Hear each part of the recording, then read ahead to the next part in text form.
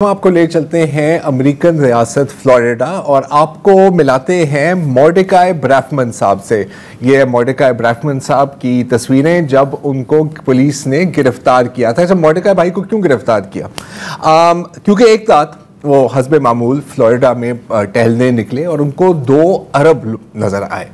अब मॉर्डेकाई ने सोचा, मॉर्डेकाई एक कटर जूइश ज़ायनिस्ट हैं और उन्होंने सोचा कि यार अरब हैं तो इसका मतलब है कि फ़लस्तीनी है, और अगर फ़लस्तीनी है तो इसका मतलब है कि इनको कत्ल कर देना चाहिए। तो मॉर्डेकाई ने अपनी बंदूक निकाली। अमेरिका है, फ्लोरिडा है, वहाँ पे मच्छरों के पास भी असलहा होता है जहाँ तक मैंने सुना है, और 17 बार उन दोनों पर गोलियां चलाई, 17 गोलियां चलाई उन दोनों पर। पुलिस पहुंच गई, जाहिर है कि ये हो क्या रहा है यहाँ पर, और उसने मुस्कुराते हुए कहा कि मैंने 2 फ़लस्तीनियों को कत्ल किया है। अच्छा, वो कत्ल नहीं हुए थे, वो जख्मी नहीं हुए थे, और वो फ़लस्तीनी भी नहीं थे, जख्मी हुए थे, सॉरी जख्मी हुए थे, कत्ल नहीं हुए थे। लेकिन वो फ़लस्तीनी भी नहीं थे, वो अरब भी नहीं थे। बाद में पता लगा कि असल में ये भी इजराइली थे, ये भी जूइश थे और ये भी ज़ायनिस्ट थे, और एक बाप बेटा थे जो फ्लोरिडा में अपनी छुट्टियों पर आए थे। अच्छा, और सोने पे सुहागा जब उनको उठाकर अस्पताल ले जाया जा रहा था, जख्मी हालत में भी उन्होंने कहीं ऑनलाइन पोस्ट किया कि हमारे ऊपर ये देखें किस हद तक यहूद दुश्मनी बढ़ गई है दुनिया में, कि अभी किसी अरब या इस तरह के दहशतगर्द ने हमारे ऊपर गोलियां चलाई हैं। इजराइल जिंदाबाद, अरब मुर्दाबाद। अच्छा, तो ये मारने वाला भी गलतफहमी का शिकार, हमला हाँ, जिस पे हुआ वो भी गलतफहमी का शिकार, लेकिन है यहूद दुश्मनी जाहिर है, लेकिन यहूदियों के बीच में शायद। अच्छा, ये सिर्फ यहाँ तक बात महदूद नहीं है। आज जेरूसलम में क्या हुआ कि एक यहूदी औरत ने दूसरी यहूदी औरत पर कुल्हाड़ी से हमला किया, उसको शदीद जख्मी किया, और वो इसलिए क्योंकि वो सोच रही थी कि ये क्रिश्चियन है। अच्छा, जेरूसलम में क्रिश्चियंस और जूस के बीच में भी काफ़ी टेंशन है। बाद में उसको भी पता लगा कि नहीं जी, आपने तो अपनों के ऊपर ही वार कर दिया है। तो ये हो रहा है। अब हम वापस चलते हैं टू अमेरिका, और हम चलते हैं न्यूयॉर्क। अब आपको पता है वेस्ट बैंक में जब से ये गजा पर चढ़ाई शुरू हुई और बिलखसूस जंग बंदी के बाद तकरीबन 45,000 लोगों को अपने घरों से निकाला गया, उनकी ज़मीन पर कब्जा किया जा रहा है, उनके खेतों को आग लगाई जा रही है। ये सिलसिला चल रहा है। 100 से ज़्यादा लोगों को वहाँ पे कत्ल भी किया गया है।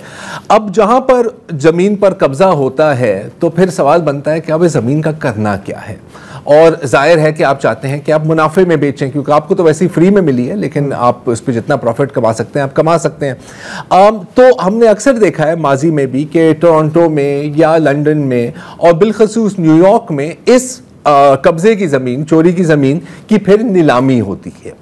तो ब्रुकलिन में एक ऐसा ही हो रहा था। वहाँ पर एक लोकल जूइश सेंटर में वेस्ट बैंक की जो चोरी हुई ज़मीन है उसकी नीलामी हो रही थी, और वहाँ पर कोई 200 से 250 प्रो पैलेस्टीनियन प्रोटेस्टर्स पहुंचे, और जैसे ही वो वहाँ पर पहुंचे तो अंदर जो यहूदी एक्सट्रीमिस्ट थे, और इनका ताल्लुक एक इंतहा पसंद तंजीम बेतार के साथ है, वो अपने झंडों के साथ भी निकले, उनके पास डंडे भी थे और छुरियां भी थी, और उन्होंने ये मुजाहिरीन पर हमला किया। लेकिन अगर आप, अच्छा, इंटरेस्टिंग बात यह है कि इस स्टोरी को अगर आप गूगल करें तो इजरायली मीडिया में आपको एक्यूरेट स्टोरी मिलेगी।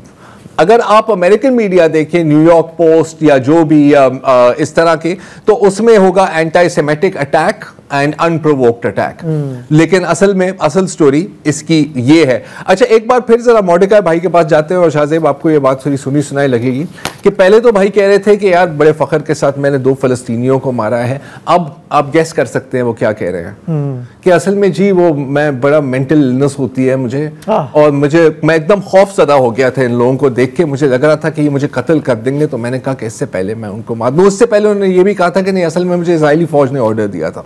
तो अब वो क्या कहना चाह रहे हैं मुझे नहीं पता। अच्छा, अब जहां तक मुजाहिरों की बात है तो आपको पता है कि एक वक्त था जब दुनिया भर में मुजाहरे हो रहे थे, या कम से कम हम उन मुजाहरों को देख रहे थे, कवर कर रहे थे। आज भी मुजाहरे जारी हैं। अभी कुछ दिन कबल लंदन में एक बहुत बड़ा मुजाहरा हुआ है ट्रंप के नए प्लान के मुखालिफ। ट्रंप के कौन से प्लान की मैं बात कर रहा हूँ, वो ये कि यहाँ से सारे फ़लस्तीनियों को निकाल लो और यहाँ पर हम DHA फेज़ 15 बनाएंगे, या जो भी ट्रंप बनाता है, ट्रंप मारा लागो या ट्रंप टावर्स। स्टॉकहोम में एक बड़ी मजेदार चीज हुई कि स्टॉकहोम में मुजाहिरीन पहुंच गए यूएस एम्बेसी और उन्होंने कहा कि जी हम 100% हक में हैं ट्रंप सरकार के प्लान की, लेकिन इसके बदले में हम चाह रहे हैं कि आज से आपकी एम्बेसी हमारी होगी। आई मीन मतलब अगर इस तरह गेम खेलनी है तो फिर you know two can play, ऐसे बात समझ में आ जाए। बिल्कुल बिल्कुल।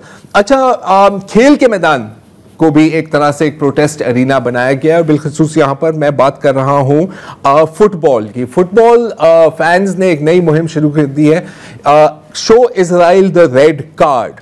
अब यहाँ पर जर्मनी में ये एक बहुत बड़े आप देख सकते हैं बैनर्स। ये जर्मनी का स्टेडियम है जहाँ पर केल्टिक्स वर्सेस बायर्न म्यूनिख खेल रहे थे। तुर्की में, स्पेन में, ग्रीस में कमोपेश आपको अब यही देखेंगे। और इंटरेस्टिंग बात अगेन शाहजेब, ये आपके लिए कि आपको पता है कि जर्मनी कितना football crazy, soccer crazy nation है ना। आई मीन ये तो मतलब ऐसा लाइव टेलीकास्ट होते हैं, इतनी रेटिंग्स आती हैं इनकी कि आप सोच नहीं सकते। उसमें जो केल्टिक्स की जो फैन की क्राउड है वो टीवी पर नहीं दिखाए गए, क्योंकि अगर आप दिखाएंगे तो फिर ये नजर आएगा, ये बैनर। तो फुटबॉल के तो वो फैन है, लेकिन इजराइल के उससे बड़े फैन, उससे वो इजराइल के ही फुटबॉल है एक तरह से, अगर आप इस तरह सोचना चाहें। और अगर जर्मनी की बात कर रहे हैं तो पिछले रोज एक बिल्कुल पुरअमन मुजाहरा हो रहा था बर्लिन में, और वहां पर पुलिस पहुंच गई और पुलिस ने मतलब लोगों के सर भी फाड़े और लोगों को गिरफ्तार भी किया। और जब पूछा गया कि आपके पास परमिट है तो लोगों ने कहा कि जी हमारे पास तो परमिट है, आप हमें क्यों मार रहे हैं। उसने कहा कि नहीं जी, नया कानून आया है, कानून कि किसी मुजाहरे में अरबी जबान में नारे नहीं होंगे और अरबी म्यूजिक प्ले नहीं होगा। अच्छा, हाँ, तो अब ये बना है एनीथिंग अरबिक इज बैंड, या कम से कम पुलिस का ये कहना है। उसके साथ साथ जो यूनाइटेड नेशंस की स्पेशल रैपोर्टर हैं फ्रांसिस्का, उनकी एक मीटिंग हो रही थी, एक टॉक हो रही थी एमनेस्टी इंटरनेशनल के साथ ऑन द इजरायली जेनोसाइड, और वहां पर भी पुलिस पहुंच गए कि जी ये तो आप यहूद दुश्मनी का मुजाहरा कर रहे हैं, जर्मनी में ऐसा नहीं हो सकता।